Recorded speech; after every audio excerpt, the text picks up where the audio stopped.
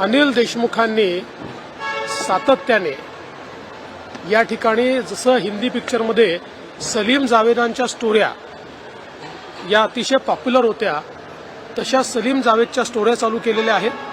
पहिले तसंच पुस्तक काढलं, त्या पुस्तकाची पोल उघडली, आता असाच हमला हा ते दाखवत आहेत। मला असं वाटतं आज पोलीस आयुक्तांनी जी प्रेस कॉन्फरन्स घेतली आणि आयजींनी जी घेतली, मी ती प्रेस कॉन्फरन्स आत्ता बघितलेली आहे। त्या प्रेस कॉन्फरन्समध्ये अतिशय क्लिअर कट इथलं सगळं पिक्चर आलेलं आहे आणि आता प्रश्न हे निर्माण झाले आहेत, 10 किलोचा गोटा हा जर विंडशील्डवर मारला, विंडशील्ड तुटली का नाही? 10 किलोचा गोटा पडला तर साधी बोनेटला स्क्रॅच देखील का आली नाही? हा पहिला सवाल आहे। दुसरा, एकच गोटा आतमध्ये दिसलाय, हा गोटा मागची जी काच आहे ती फोडून मारलेला आहे।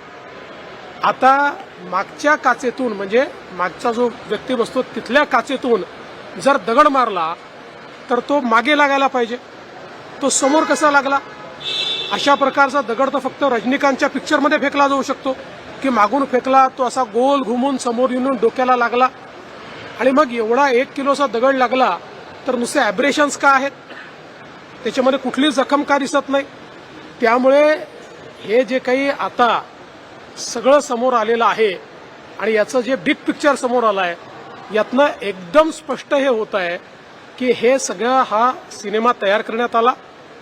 आपण किंवा आपला मुलगा हारतोय, निवडणुकीत पराभव समोर दिसतोय, याकरता अशा प्रकारची स्टोरी तयार करण्यात आली, भाजपला बदनाम करण्याचा प्रयत्न करण्यात आला।